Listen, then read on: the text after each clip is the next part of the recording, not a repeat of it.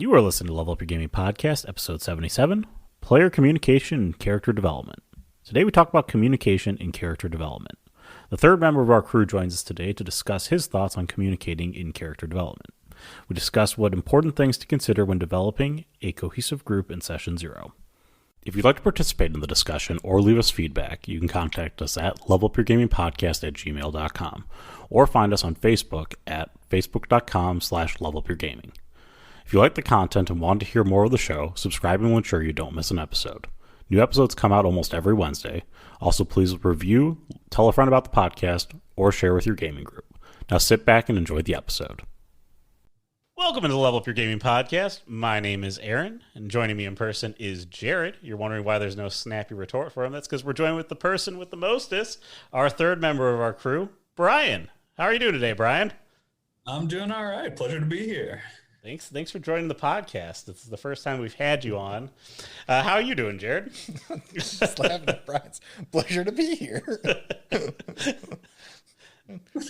I'm sorry. It was too professional. I'm like, ew. Am I supposed to be annoyed at that? You're supposed to go like, oh God, I hate you guys. Brian's like, yeah, this is eating all my time away right now. I've got to cuddling my dogs right now. I'm nothing if not professional. Jared, if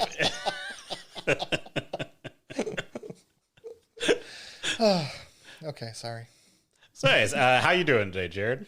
Not bad. Getting ready to take off again tomorrow. So Same old with you. yep, same old. So, as we are joined by Brian because we want to do a couple episodes here on player development, and this is going to be the first one of those. And because Brian is typically he's the third member of our crew. He typically is a player in the group. We figured who better to have in this conversation than him for this conversation on player communication when it comes to character development. And so this kind of fits into your Session 0 story. And so, Brian, I'm going to let you start us off here and talk about when you're kind of thinking up your character concept and we're kind of mulling it over here at the table. What is what are the things that you're trying to do to make sure that the character gels, and how are you trying to communicate like what the character is, your motivation and all that sort of stuff?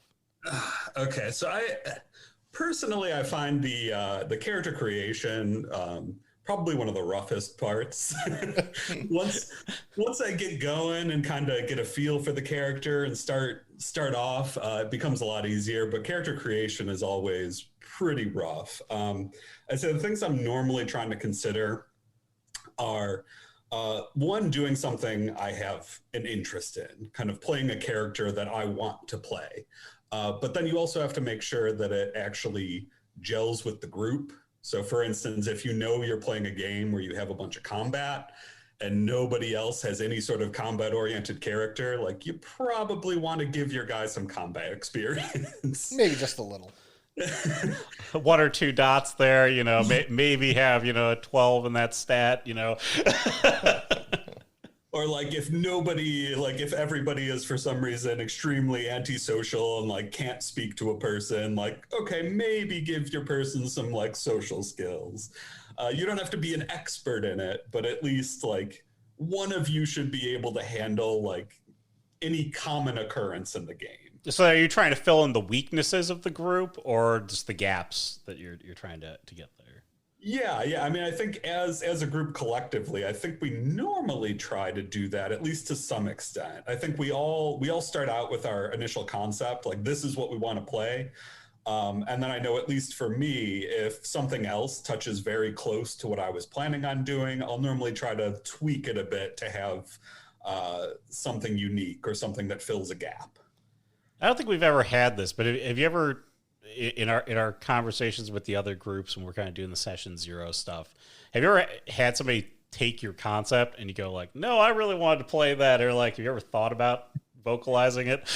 I think that happened recently. I don't remember which game it was or which character concept it was, but I think that I want to say somebody had a concept that was really similar to what I was thinking, or it was similar enough where I'm all right, let me pivot a bit and change what I was going to do. again, it's hard because I don't remember the details, but I remember doing this recently, and I think it might even be with my. Yeah, I don't remember which character, but I know I've done that before where somebody else, or I think like, oh, maybe I'll be like kind of a physical kind of brute force character, and then somebody else is already doing something like that. And so I say, okay, maybe I pivot because we don't need like two brawlers. Like, I mean, I guess we could have two brawlers. We could just be the brute squad. I mean, yeah. I mean, that's something that I personally look for is stuff to kind of differentiate a bit to give our group kind of a wider array of skills typically. But I don't think it's a problem necessarily if you don't do that. I mean, we've played games where we've all been playing, brutes essentially. I guess that's true. We've played games where we're all playing super physical characters. I don't think we've ever played a game where we've all played mental or social characters. Incorrect. The last mage game I did, like everyone was super mental. Most. Except for my brother who played a pirate. Well, that was your brief though. Except for the part about being a pirate, that wasn't part of the brief. No, it was not. The brief though was make characters that are that are smart or do research. I guess technically the Tremere game as well that we did was all research oriented. We all had different goals. Yes. I don't think we ever played two social people. I don't think so. I don't think we've ever done a game that was like really socially based. I think we shy away a little bit from a lot of social, particularly once it gets into like die rolling social.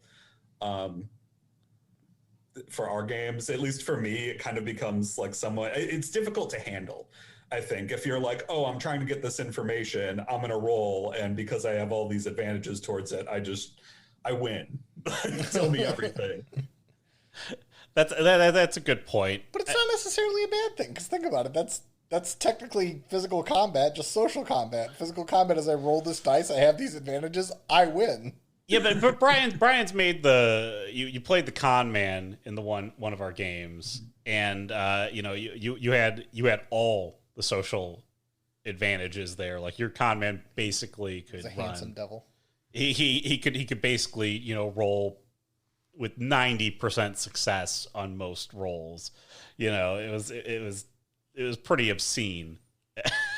I'll say part of what I tried to do to temper that a bit was he was less engaged. He wasn't actively trying to solve the problem a lot of times.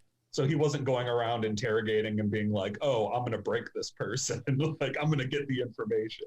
He would be helping. And he was, when he did socially engage people, he was helpful, but he wasn't, I think, the win button. I feel like our communication in that set of this game, that's part 2 of our investigation series for those of you who are keeping tabs on where we are with this. But I feel like our characters in that set of the game were actually not very well fleshed out. There was like zero communication between us. David was totally fleshed out. That was a character that I pivoted on, but I don't remember who I overlapped with. I didn't plan that social character. Maybe it was Ken. I don't know. It could have been Ken. Could have been Ken. But maybe it was. I'd planned something similar to Ken with his kind of hunter character. But I don't. It wasn't a total overlap with Tano, obviously. You didn't plan for the extremely depressed alcoholic ghost-seeing Irishman? Yeah, maybe not quite so violent. I'm just going to shoot their kneecap. But I think I'm just going to shoot the kneecap of this law-abiding citizen. I think, yeah. I think I planned on a hunter, and then I pivoted and did the social character instead. I feel like our communication probably wasn't tip-top for that game. But, I think that in more recent years, we've been a little bit more, I'd say, laissez-faire on our character. We just kind of do what you do, and we're okay. I'm trying to think of the times that we made characters where our communication was really, really important to us. Like kind of going back and trying to hit on some of the points of like, what were the things that made them mesh? Was it the brief of tell us how your characters know each other, or was it? I think that was. I mean, to be perfectly honest, the first detective series, when you were like, all you need is that everyone needs to either be a PI or know each other. We made this group that was really the mesh was amazing. And you played a very disruptive character, yet you somehow fit into the group. That was Brian. Yes, that was Brian. I've heard Jim brought up before. Jim was probably my favorite character that you've ever played. I'll be honest. He was a lot of fun to play. And I feel like one of the things I had to do, Aaron, I know I talked with you several times about it, is I'd check myself every once in a while and say, like, am I being too disruptive? Because I didn't want to get to a point where, like, the disruption of Jim was hindering everybody's enjoyment. Because I wanted it to be, oh, it's funny and disruptive, or, oh, this is making things more challenging in an entertaining way. But if it ever got to the point where you're saying, okay, like, we're just trying to solve this thing, this is getting annoying, I feel like I would have failed in that character. And I think that's an important point for our listeners, to be perfectly honest. When you're dealing with so Brian really played a character that was but was disruptive to our investigations a lot. He'd fall asleep while we were, like, investigating the lore of this ancient creature. He'd be like, I'm taking a nap. Like, we'd be examining a dead body and he'd spit dip on it. Like, that was in the first investigation. He botched an investigation roll and just Aaron was like, you spit dip on the body. Just there you go. And Brian just rolled with it. It was fantastic. But Brian's statement of because many of our listeners probably have the person who loves playing, to take from the Dragonlance novels or series, the Kender like character, the annoying halfling who has to steal everything. A lot of our people, I think, deal with the one person in their group that's like, I like to play this annoying type character. But maybe it's advice that, storytellers, GMs, DMs, masters of ceremonies can give to that particular player of like, dude, you got to check yourself every once in a while just to make sure you're not just being flat out disruptive to the game and you're actually just playing the character who's mildly disruptive. Yeah, I think you did a good job of striking that balance with Jim. I never felt like he was overly disruptive, but like if you're going to have a character that doesn't fit and is super disruptive, that is the way you play the character and make him fit in the game, because it added to there's always a level of complexity in the game, one, in trying as a GM to make Jim fit in any given situation, but two, Jim's interactions in different situations, because Jim was crass and just like would without any filter say what was on his mind. So you would ask the person, like, did you kill him? And I mean, just like right in the middle of interrogation. So blah blah, do you kill him? My favorite part was you started using that and like waiting for those openings. So like when I flat out would ask, like, did you kill him? You'd be like, I rolled to see if he's lying. Or like you're trying to roll against like his like emotional reaction to that message, like oh shit, am I sweating bullets now? Like, yeah. He knows something's on to me. You're like, I know Jim just dropped a bomb. How do I take advantage? Yes. And it was helpful because there's times when we were just doing so much dancing around. It's like almost, that super kind of cloak and dagger sort of thing. You're dancing around it. You're like, how do I ask this person, where were you on the night of the 26th? And say, like, do you know this other person, without tipping off that I know too much about what he knows? And Jim would just come out and be like, did you kill him? Quit pussyfooting. Are you willing to go? Are you a werewolf? Just shit like that. And it was God, I loved that character. It fit very, very well. I think you did a wonderful job there with Jim. And there's no real communication when you made Jim, except for how you knew Jared and Ken. So I guess I'll let you two kind of talk about that. Like, how did you think that this was going to fit in when you So I don't remember very much heads up on what Jim was going to be like.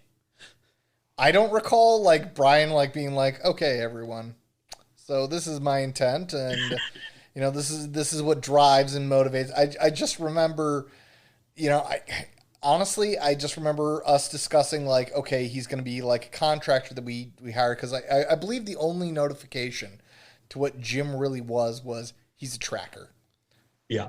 That was it, yes. Well, okay, yeah, we need a tracker, and that'd be great, especially with the bayous and the yada yada of Alabama and Louisiana, and we're like, that's perfect character concept. And then we meet Jim for the first time, and it was great because I think he was asleep in one of the office chairs. Jim just napped wherever the fuck he wanted. That was kind of the first set in the game where we were talking about, kind of sharing the player's backstory. Where you're talking about like how well you've known Jim in such a way by speaking to past experiences that Brian has never really fleshed into the character. Because I want to say like for a lot of that game, a lot of what brought the characters together was those small, maybe 5-minute scenes tops of our characters being at the office and our players literally just improvising with each other on certain stuff.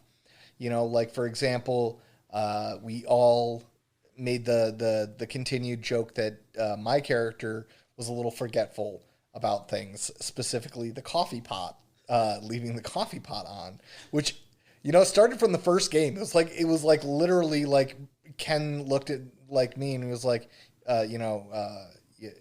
Ellis, you left the coffee pot on again. And Ellis like, no, I didn't, blah, blah, blah, blah, blah. And, I always unplug it. Make sure to unplug it. Make sure to unplug it. And, like Aaron, I'd go back and Aaron would be like, the coffee pot is like, definitely burned from being on last night. I was like, shit. And it takes the acceptance of that improv moment and what it did was in the end, Aaron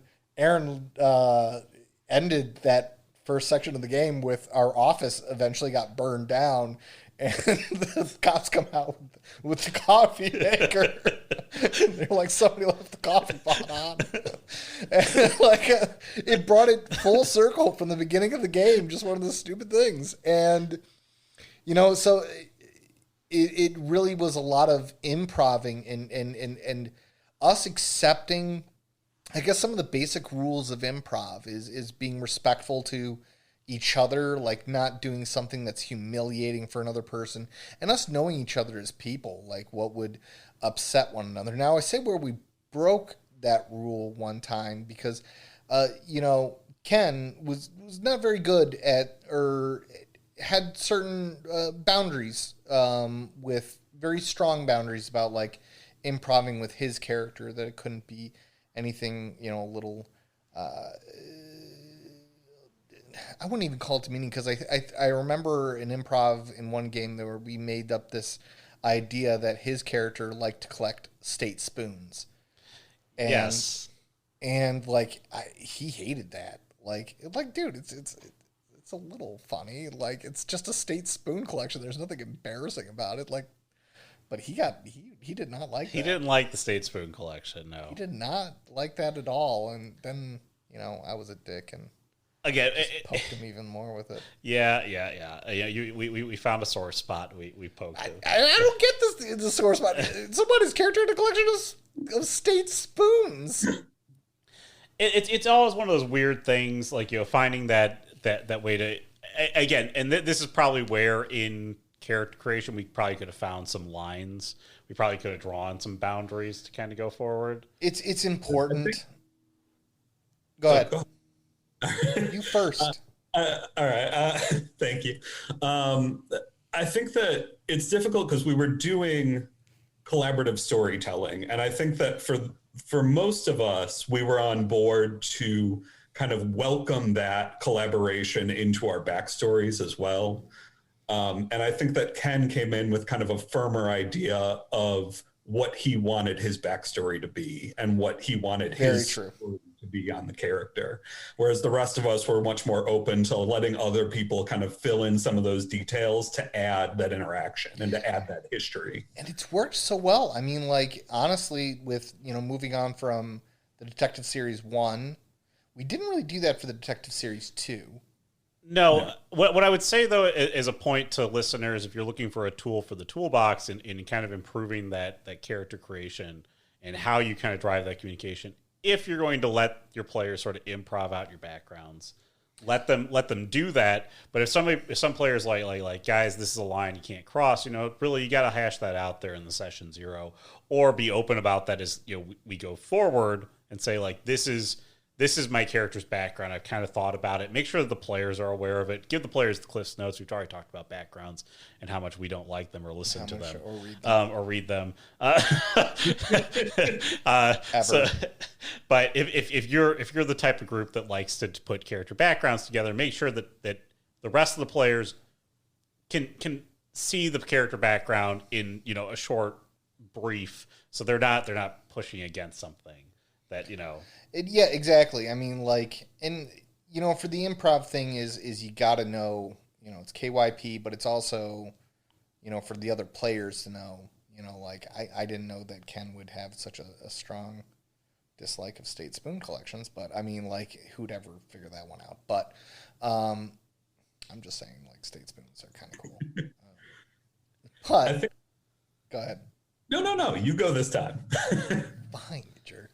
But to be perfectly honest, it does take a little bit of feeling out, and just kind of, it does require open communication, because I think if Ken had verbally just told me, like, Jared, I don't like your addition there, we're not going to bring it up anymore. You could have just dropped it, and we could have stopped it, and But had he he just kept being like, Spoons. Got upset. He just didn't like him. And again, you're right. I think he did have a much firmer idea of what his character backstory and history was for the character. I think we learned that when we did his game, where he Sebi ended up in the hospital, and we were investigating stuff on Sebi, and I was like, okay, he has a very particular view of how his character is and how his character is laid out here. And it's great because with Brian's character, we could come up with whatever shit that we wanted. I think Brian just rolled with the fact that we made him like an isolationist with landmines around his house. I think you guys like improv the landmines, and I just went with it. Like, that fits. That fits. No, that's good. Or there are bear traps. Like you have to walk a distinct line to get to Jim's house. You have to walk a very distinct path. I mean, as a player myself, I've always sort of gone the route of loosely think about the character background and, heavily focus on how the character acts and is going to play, and fill in the details about the background later. Like, because once you start in the flow of play, it's mostly about how your character acts more so than it is about where they came from. Yeah. So, like, I think that we, Brian, as players, have kind of always been the, in most of Jared's games have been, I don't want to speak for you exactly here, but we've always kind of played the same type of character in that regard, which is the background is secondary to the character that was made. There might be some interesting tidbits about it, like we go into Elders and we talk about your character, which had the Grand Clave that was passed down by his forefathers. Well, beyond that, your character didn't have a lot of depth and background, to my remembrance, at least. No. No. and my character had virtually zero background besides the fact that I was coming to Chicago to visit family. So, like, I knew that I had family there, and that's sort of how our characters crossed paths and we're destinedly came together, and we forged a bond to go forward. But Jared put together the actual background for our characters much later in the game. We gave him a blank canvas to fill in, where did that Grand Clave come from? Were we, he made us connected in the past by our families being connected. Mm-hmm. And, like, I kind of gave you carte blanche to do whatever you wanted with that, and I didn't care about that. So I mean, I guess in that regard, it was just kind of like, let's just not make the exact same carbon copy characters in character development. Yeah. No, I think that we've done a little bit more recently in like developing a little more thorough background because I think elders we didn't have a whole lot. It's like, okay, what's our immediate motivation? Now let's go. Yeah. I think to some respect it's easier to do that in that type of game. We were playing werewolf at the time. And so with that, there's always kind of that overarching, okay, you're fighting evil. You're fighting the worm. You're a werewolf. You're some version of eco-terrorists. That's what they are. That's what they are. And so I think that like it's easy to gloss over some of that stuff, especially if it's not something you care about a lot at the time. It's easy to kind of just jump right in because you have some of that stuff built up. But particularly for a more recent game, since we're playing humans, I think it becomes a lot more present that you're making a person. And so you have, I think, at least for me, it seems like the history becomes more important. The profession becomes more important. Whereas like in Werewolf, you're kind of defined, or it seems like at least within the game, you're defined by that role as a werewolf. As an eco-terrorist. Yeah, like I'm part of this pack. It is. It is. And it, like, God, that's why I love playing humans so fucking much. Like, honestly, right now I'm playing the character that I love. This is the character that I love playing the most. And I do, actually, there's a lot of background for Rachel. You actually put together more background on Rachel. You did some randomness in there, too? I did a ton of random generators. Like for family, I did a generator for because one of the things that I love about random generators, especially name generators, it's not one of the things I love, that's sarcastic. One of the difficult things to get around, especially when it's America, is we have a lot of people of a lot of different origins. And if you put in random American name generator, it gives you pretty much 2 last name options. 1, English last name. 2, Hispanic. We have people from all countries and all origins, and like I put in random European country generator, and actually her last name is Belarusian. Mm-hmm. Like it would be specifically like from somebody who's got lineage back in Belarus, and like for her, like I put together, I just went through random generators and was like, oh, that sounds fun. Oh, that sounds fun. What occupation did stepdad have? Oh, he's a minister. Okay, this story got more exciting. Are there any things that we tend to avoid, tend to try to, in the character creation process when we're kind of talking with one another, that we try to avoid? I mean, I know that we're not trying to create like super powerhouse characters or anybody who's going to touch nerves on anyone else, but I'm trying to think of, are there any things that we've been like, hey, don't do that thing, like, like that's, or is that typically handled by the brief from the GM? It's typically handled by the brief from the GM. Yeah. You touched on the only other one I think of is like, I typically try to make sure that my character is overpowered in most respects. Because like you don't want to make it uninteresting, or you don't want to make it difficult to go into like a combat, because anything that can touch me will absolutely obliterate the rest of the team. Like, that's true. We've sort of. I think Aaron has to deal with that situation. I do. It's okay to some extent. I mean, and you have a lot going on with your current character that works with it. Like I think that even though like your character is very strong. No, I'm talking about his other game group. He has like there's one guy with like a agility or a defense level. Oh, like that's a whole different power level structure thing. Your character, technically, in this one is. See, here's the thing with White Wolf. Throw a gun at somebody. here's the thing in White Wolf. Like, no matter how many dice you have, there's still always the huge freaking option for getting like one success on something. You're just more likely to be successful. There's a lot of I've owned their asses with three dice like, roll characters. My character is mega powered. I mean, like Jared filled in a lot of fucking dots, and I was like, this character, but it went with the character. This would be equivalent to having like an 18 or a 20 on a stat in D&D. Yeah, but like, except for the fact that there's a lot of more randomness in terms of when you try to strike someone. That 18 is only it just means that you get to roll like, if somebody gets to roll like 3 dice, somebody else gets to roll 4. Like it's like this way, you know. I think for many D&D players, they can understand. It's like, I hit this guy Squaw with my freaking axe, right? I rolled at 18 plus my strike level of 7, and I got way over his defense level. And so I hit him real good with that axe. And then you roll your axe damage, and you get 1, 1, 1.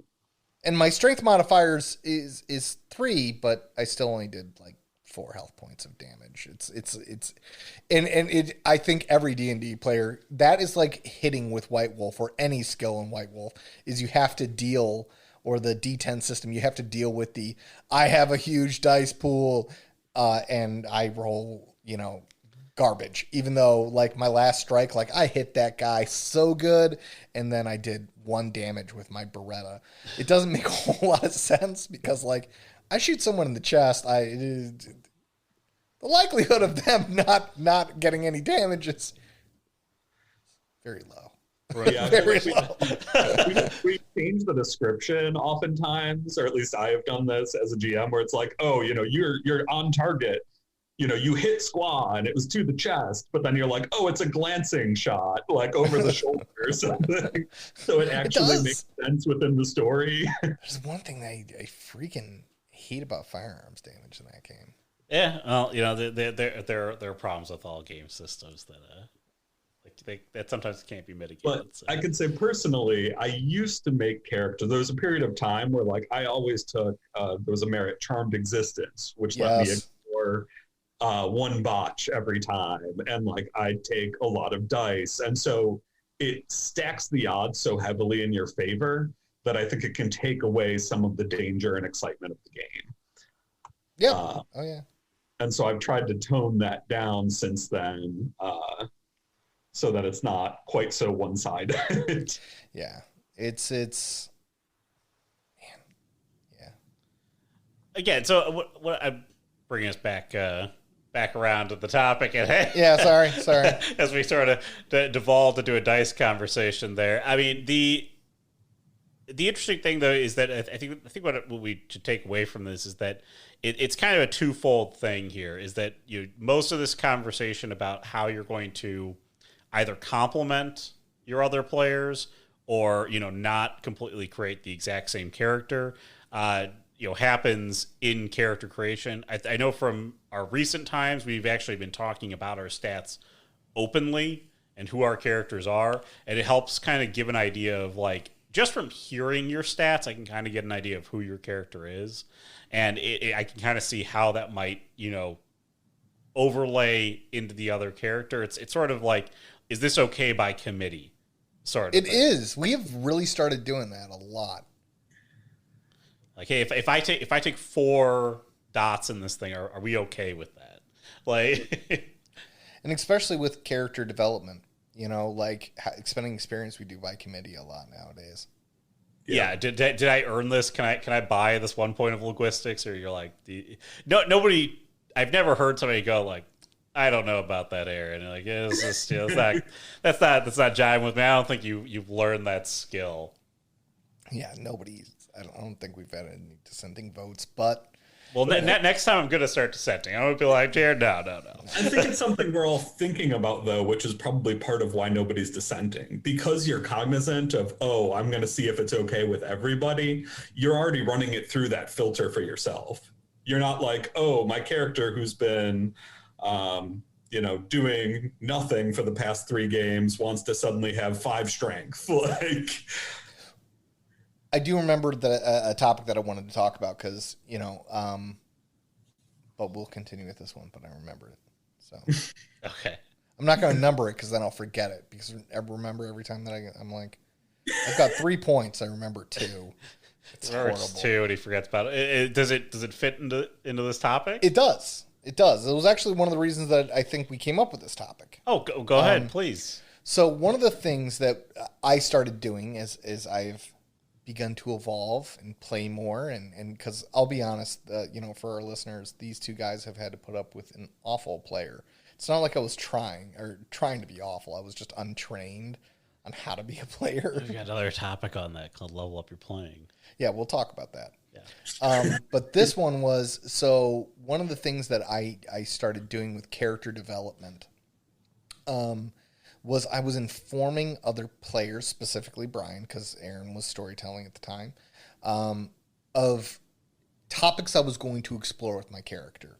So in one game, specifically, what I told, so my character has an addiction to steroids at the moment.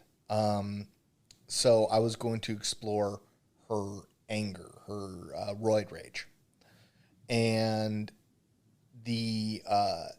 and I wanted to get Brian's thoughts on the air of because I started informing you so I decided. Take this back a second.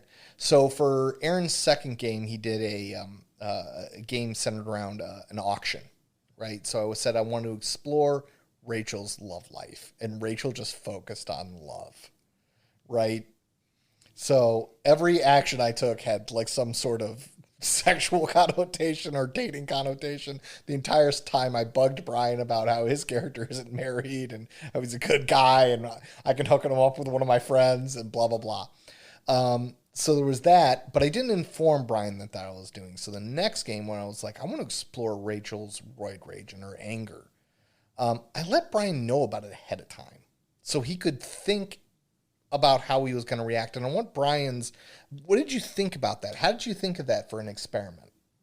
So I could kind of see it going either way. I will say I liked it for that because particularly when you're doing something like rage and anger, I think on occasion it can be difficult when a player is expressing that level of like anger to know if you've crossed some sort of line with the player.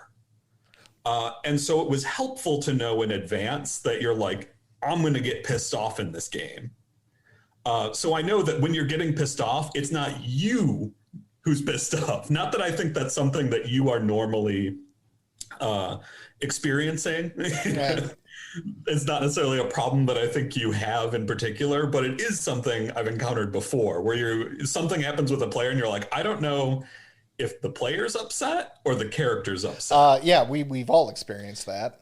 I get multiple times, yes. I'm sure everybody who's ever been at a table has experienced that where you're like, did I just cross the line with Tom? Or Tom's character. Or Tom's character. Is that Stephanie really mad at me? Or because I made that joke? Or is that just Stephanie's character mad at me because I made that joke? And so I think it helped in that respect to know in advance, like, you're planning on having some angry moments, like that it's not you who's angry, that it's your character is going to be getting angry and you're going to be getting set off. I remember, and it did give me time to try to like think about possible reactions. I did really enjoy in that game when you just like went off on somebody's mailbox. Like, I hate like, this fucking town. Just completely beat the shit out of their mailbox. That mailbox will never be the same again. No. They're like, what the hell happened? Holy fuck. Oh, man. But yeah, no, I thought it was a good experiment, and I think, for character or for player development, I think it's a really good thing to explore, and especially welcoming other players into exploring it with you, because for example, it welcomes me to think about, like, let's say, so Brian's character is playing a widower. If Brian told me that he wanted to explore sorrow for for Aaron's game. Now, mind you, this works better with episodic. It could work for chronicle-based games because, for the next 3 sessions, that's what I'm going to do. Or for the next 2 sessions, I'm going to explore this. It allows me time to think like, okay, how does my character react to this? Okay, what should I be adding in some of my improv stuff? Should I not? Because when the person says I want to explore, and that in that time they can say, I welcome you to add to it. Be like, yeah, I remember the time I met your wife. Brian can tell me ahead of time, like, your character never, like, no one's ever met her. She died before he joined the investigators. That's a good point. It keeps you from stepping over, again, boundaries. You're kind of outlining it there with the character itself. So yeah, I thought it was a cool player communication working towards development factoid. Very cool. Factoid. Well, anyways, do either one of you have anything else you want to add to this subject? No, that was it for me. I'm going to round back to something just because I was thinking it at the time, and I think we sidetracked for a minute. So I just wanted to say, in terms of the kind of fleshing in-game, working out like backgrounds collaboratively, one of my favorite things, I think it works out really well when you're all on board. One of my favorite things is just this little silly thing where you're like, oh, Chris always drives. Oh, God, I love that. And so now in the game, my character is always driving. I had no plans to do that. See, and Aaron and I forgot to ask about who drives when says you're storytelling now, and Aaron and I are like both like lost, like, who drives when Chris isn't driving? The funny thing is my character has the flaw of Sunday driver, so I assume that like we would get to the car and be like, wait a minute, who's supposed to drive? And then Rachel would go, you're it. See, Rachel likes to lounge while driving. It's these little things that just add additional life to the characters. And that was a good example that I wanted to bring up, but like I said, I think we got sidetracked and we moved on to other topics. No, that's a great point. Yeah, no, again, that's something that you can take as a tool, to kind of make that your own. If you're listening to this podcast, to bring that into your players, let them know like, hey, feel free to improv in your backstories. And it's kind of funny. See, I said I had nothing left, and now Brian eked it out. Just squeeze the towel. Just one more. Sometimes it's fun when you don't inform or you don't communicate with other players. Because Brian and I have been trying to figure out the mystery. So Aaron's character is currently, he said there is no flaw for it, but I want to give him a 3-point flaw that's called impressionable. Because Brian and I have been trying to figure out for like 5 sessions now, because in one of my previous games, Brian and Aaron's character had visited a dwarf community, and there was a church to the All-Father or whatever deity, I forget which deity it was, Morden, there, and he was given like a holy book, and there were some of the followers of Morden, and like his character has been like making Morden statements in the middle of games. So like Brian and I are still like trying to figure out, and neither of us have asked Aaron directly, but so finally in this game I'm like, so this whole Morden thing, is this a real thing, or are you fucking with us?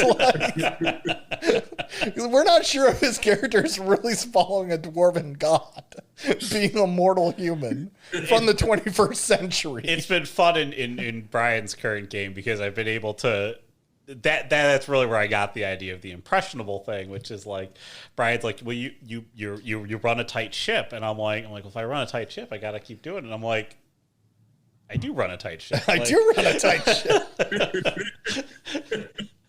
Like, I'm really buying into the role, even though I shouldn't be buying into So our characters are currently stuck in some sort of, we believe it to be somebody's fantasy, where everyone gets assigned roles like they're actors and stuff like that. And Aaron's taking his barkeep role a little fucking hard. Yeah, it's fun. It's a nice little kind of push into the character. It's a little disruptive, but it's not super disruptive. It's not. It's hilarious. But anyways, any other points? No, I promise. That's One more time. Sure. You want to bring one more up? Okay. Well, anyways, we appreciate you listening to the episode. If you have thoughts on character development and kind of, your players' communication within that, go ahead and contact us at levelupyourgamingpodcast@gmail.com or facebook.com/levelupyourgaming. You can also review us on your favorite podcast site. Share this with a friend. We are on YouTube as well. So, Brian, you don't know what to do. Jared. Talk with that like button first. Have a good conversation and then click it. Thank you. I appreciate it. And, keep listening to the episodes. I know we appreciate Brian. Thank you for joining us for this episode here. We do appreciate it for our player. Again, super fucking perfect. Thank you for coming. Oh, God, I'm going to walk away now. As I said, I'm nothing if not professional. Oh, Jesus Christ, I'm walking away. That's right. We're a couple of professionals here. I'm not professional. We're tolerating your behavior because we're professional. Well, we do appreciate you joining us, Brian, for this kind of look into the player side of things. And we'll talk to you all next week. So for Brian and Jared, I'm Aaron. Have a great week, everyone. Have a great week, everyone. Have a great week.